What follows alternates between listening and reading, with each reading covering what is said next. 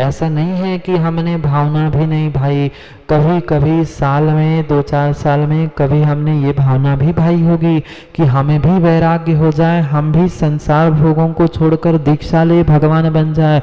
लिया तो, पर सोचा तो, पर कितनी बार राजीव? साल में एक आध बार, 2-4 साल में एक बार, एक आध बार सोचने से वह भाव, वह पदार्थ हमें प्राप्त होने वाला नहीं है। सतत सतत और तीव्रता से सोचना होगा, तब वह वस्तु कभी मुझे प्राप्त हो सकती है, अन्यथा होने वाली नहीं है। प्रयास करना है हमें उस कुंद कुंद स्वामी के बारषाणुपेक्खा के मंगलाचरण को प्रारंभ करने का। अभी तक मात्र उन 12 भावना, अनुप्रेक्षा आदि आदि के बारे में समझ रहे थे, पर हमें जैसे आज तक समझते आए हैं कि सुनाने वाले निहाल चंद जी सुना के चले गए, हम भी सुनते गए विमल भाई इस कान से और इस कान से छोड़ दिया। ऐसा नहीं करना है, ऐसा नहीं करना है। अगर कोई विषय बहुत कठिनता से समझाया जाए तो समझने में भी कठिनाई होती है। आजकल बच्चों को भी पढ़ाया जाता है, स्कूल में पढ़ाया जाता है, तो उनको भी बहुत सामान्य भाषा में या हंसी हंसी में, खेल खेल में बहुत सारी बातें सिखाई जाए। पूछने जाके बच्चों को, तो स्कूल में भी जो बहुत सारी बातें पढ़ाई जाती है, सिखाई जाती है, वह खेल खेल के द्वारा सिखाई जाए। हमें भी इस आगम को, भगवान कुंद कुंद स्वामी के ग्रंथ को, भले ही कितना ही रहस्य भरा हो, पर बहुत सामान्य और खेल खेल की ही भाषा में समझना है। आगम के साथ चंद्रेश जी खेल नहीं करना।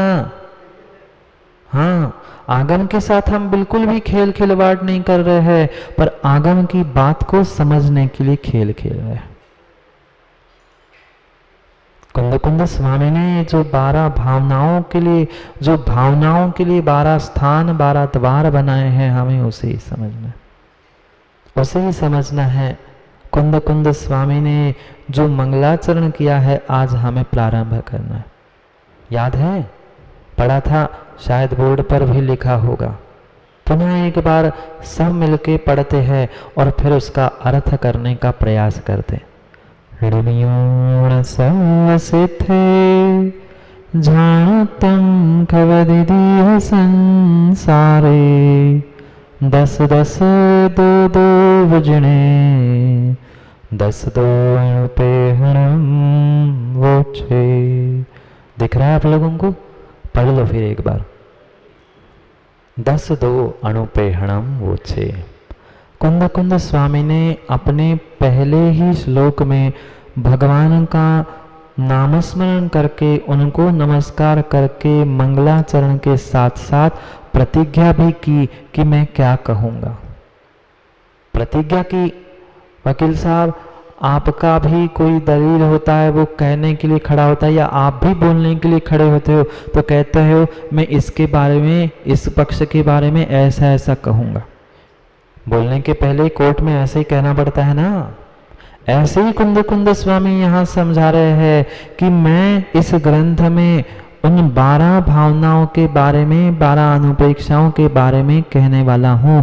ये प्रतिज्ञा हुई और सबसे पहले मंगलाचरण में भगवान को नमस्कार किया। भगवान को नमस्कार किया क्योंकि हमने अर्थ निकालने की प्रक्रिया भी समझी थी। सबसे पहले क्रिया को पकड़ा, नमियोण। नमियोण यानी नमस्कार करके, नमस्कार करके। नमस्कार, नमियोण का अर्थ है नमस्कार। किसको नमस्कार? किसको नमस्कार? किसी भगवान का नाम नहीं लिया, किसी भी भगवान का नाम नहीं लिया, पर सभी भगवानों को ग्रहण कर लिया, सभी भगवानों को ग्रहण कर लिया। बहुत बहुत बहुत बहुत सोचकर कुंद कुंद स्वामी ने शब्द लिखा, सर्व सिद्धे। क्या मनोहर भाई सिद्धे मात्र लिखते तो काम नहीं होता? सिद्धे मात्र लिखते तो सिद्ध थे, वे अपने आप हो जाते। पर कुंद कुंद स्वामी बहुत बहुत ज्ञानी थे, वे जानते थे वे जानते थे अगर मैं सर्व सिद्ध नहीं लिखता तो चंद्रेश जी कहते नहीं, वे तो उन्हीं सिद्धों को मानता हूं जो ललितपुर से सिद्ध हुए, बाकी सिद्धों को मैं नहीं मानूंगा। बहुत समझदार थे कुंद कुंद स्वामी, इन्होंने इसलिए जान के लिखा नमस्कार तो हो, ना उन्होंने किसी को ग्रहण किया ना किसी को छोड़ा। जो साधु परमेष्ठी थे, उपाध्याय थे, आचार्य थे, अरिहंत थे, इन चारों को उन्होंने सिद्ध में ही ग्रहण किया। क्यों? जो साधु है वो कौन बनेंगे? सिद्ध ही बनेंगे।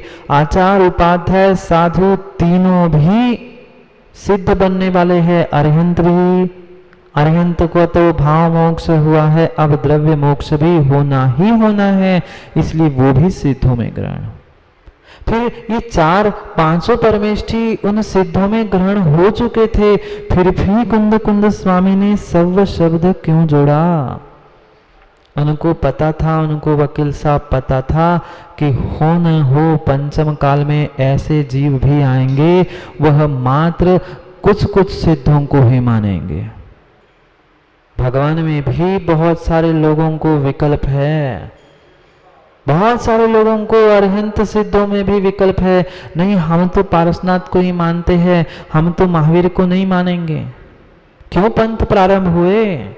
आज जितने जितने पंथ प्रारंभ है, राजीव कारण एक ही है कि हमारे तो पारसनाथ है, हम महावीर स्वामी को नहीं मानेंगे। आज जितने अन्य दर्शन दिख रहे हैं, उसका कारण क्या है? वे अन्य कोई नहीं थे, पारसनाथ के शिष्य थे। उन्होंने कहा कि महावीर स्वामी को हम नहीं मानेंगे। क्यों नहीं मानोगे? मान लो वो भी तीर्थंकर है, वो 24वें तीर्थंकर है, तुम्हें नमस्कार करना चाहिए। आप तो मात्र दिगंबर मुद्राधारी मुनिराज हो, वे तो तीर्थंकर है, केवल ज्ञान प्रकट हो गया, उनका तीर्थंकरत्व पद प्रकट हो गया है, अब तो उनको नमस्कार करो। नहीं, मैं नहीं करूंगा, मैं नहीं करूंगा। क्यों नहीं करोगे? मैं 23वें तीर्थंकर का भक्त हूं, मैं 23वें तीर्थंकर का शिष्य हूं, मैं 24वें तीर्थंकर को नहीं मानूंगा। भूल मत करना चंद्रेश जी, भले ही वे 24वें तीर्थंकर थे, पर फिर भी वे 23वें तीर्थंकर के शिष्यों से बड़े थे कि नहीं?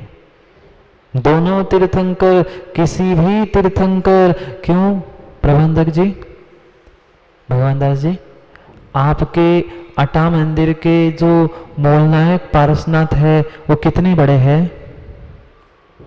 मूलनायक पारसनाथ भगवान कितने बड़े हैं? इतने बड़े हैं? मूलनायक पूछ रहा हूं, मूलनायक कितने बड़े नहीं हैं? मूलनायक तो इतने ही हैं, और उसके पीछे रखी हुई प्रतिमा इतनी बड़ी है, तो दोनों पारसनाथ भगवान के गुणों में कमी है ना? वे पीछे वाले पारसनाथ भगवान ऊंचाई में बड़े होने से उनके गुण अधिक है, और छोटे कद वाले पारसनाथ भगवान जिनको संस्कार करते समय 2-4 गुणों का आरोपण कम किया था, नहीं किया था। चाहे विमल भैया कद में, ऊंचाई में वे पारसनाथ भगवान छोटे हैं और पीछे के सावलिया पारसनाथ भगवान बड़े हैं, पर दोनों के गुणों में कहीं से कहीं कमी नहीं है। जब भी जिन आचार्यों ने उन भगवानों को संस्कारित किया होगा, पाषाण से पत्थर से भगवान बनाए होंगे, उन्होंने वही 46 ही गुणों का आरोपण किया होगा, ना छोटे में 45 ना बड़े में 48। ऐसा होता है क्या? ऐसा होता है क्या मनोज भाई? बहुत बहुत 108 फीट की प्रतिमा है, उसमें तो हमने बहुत सारे संस्कार कर लिए, और छोटी प्रतिमा में कम किए? नहीं किए। न कद से, न उम्र से, न संस्कारों से कोई भगवान छोटे बड़े होते हैं। वे तो संस्कारों से नहीं, गुणों से सभी समान ही होते हैं। इतने बड़े सावलिया पारसनाथ होने के बाद भी मूलनायक कितने छोटे ही है, पर फिर भी वह कहने के लिए मूलनायक बड़े छोटे सब कुछ भेद हो सकता है, पर राजीव उनके गुणों में किंचित भी भेद नहीं है क्या? नहीं है। विमल भैया, विमलनाथ के सामने पूजा करते हो? कौन से भगवान के सामने 24 में खड़े होकर पूजा करते हो? जोर से बोलो ना, शांतिनाथ भगवान। क्यों? बाकी 23 तीर्थंकर क्या शांति नहीं देते आपको? बाकी क्या 23 तीर्थंकरों में कोई गुणों की कमी है? नहीं है। पर फिर भी हमें शांतिनाथ भगवान के प्रति ही राग है। ठीक है, राग अनुराग फिर भी स्वीकार है, पर उस राग के चक्कर में तेज से द्वेष तो मत करो। किंचित भी अगर उनके राग में आकर, भले ही आपने विराजमान किए हो, परिवार ने किए हो, या शांतिनाथ है इसलिए राग हो, पर राग में अगर दूसरे से द्वेष कर रहे हो, भगवान का कुछ नहीं जा रहा है, काम तुम्हारा बिगड़ रहा है। 24 तीर्थंकरों में कहीं भी एक भी गुण कमी नहीं है क्या? नहीं है। न तीर्थंकरों में गुणों की कमी है, न सिद्धों में गुणों की कमी है, न आचार उपाध्याय साधु में गुणों की कमी है। कमी तुम्हारी दृष्टि की है, इसलिए तुम्हें दूसरों में कमी दिख रही है। यही तेरी सबसे बड़ी चंद्रेजी कमी है। बहुत बहुत सोच समझ कर आचार्य भगवंतों ने लिखा है। जब भी नमोकार लिखा गया होगा, जब से नमोकार है, आचार्यों ने भी, भगवान ने जहां भी नमोकार अगर हुआ होगा प्रारंभ या लिखा गया हो, तो उन्होंने भी कभी नहीं लिखा क्या? किसी एक का नाम नहीं लिखा, महावीर, आदिनाथ, पारसनाथ नहीं। क्योंकि मनोज भैया धार्मिक आयोजन के संयोजक हो ना, धार्मिक आयोजन समिति के संयोजक हो ना, ये पद तो शाश्वत है। धार्मिक आयोजन समिति के संयोजक, प्रबंधक, अध्यक्ष आदि पद तो शाश्वत है, पर आप हो क्या? नहीं है। कल कोई और था, आज कोई और है, कल और कोई होगा। पद तो शाश्वत है। तीर्थंकर, अरहंत, सिद्ध, आचार, उपाध्याय, ये पद तो शाश्वत है। जीव दूसरे ही जीव वहां आते हैं। समझना, नमोकार मंत्र कितने लोगों को आता है? नमोकार मंत्र कितने लोगों को आता है? राजीव खड़े होके सुनाना, जोर से सुनाना, मुझे सुनाई दे, इतनी दूर बैठे, जोर से सुना। इसमें कितने आचार, उपाध्याय, अरहंत, सिद्धों का नाम लिया है? कितनों का नाम लिया है? किसी का भी नाम नहीं लिया, पर किसी को छोड़ा है? एक भी अरहंत, सिद्ध, आचार, उपाध्याय, साधु इससे छूटे नहीं है। हमने तो मात्र इतना ही मनोज भैया सीखा है कि नमोकार में नमो लोहे सव साहुणम पद है, वह मात्र नीचे नमो लोहे सव साहुणम नहीं है, वो पद सभी में वकील साहब लगेगा। नमो लोहे सव अरहंताणम, नमो लोहे सव सिद्धाणम, नमो लोहे सव आयर्याणम, नमो लोहे सव वज्रायणम, और फिर नमो लोहे सव सिद्धाणम साहुणम। ये अंत दीप है। किसने बिठाया? दुकान में पैर दर्द करते हैं क्या ग्राहक आते तब? फिर क्यों बैठ गए? अब बैठ जाओ। नमो लोहे सव साहुणम, जो नमो लोहे सव, जगत के क्या अर्थ होता है? जगत के सभी साधुओं को नमस्कार हो। तो ये सभी साधुओं का जो शब्द है, वकील साहब सिद्धों में भी लगाना पड़ेगा।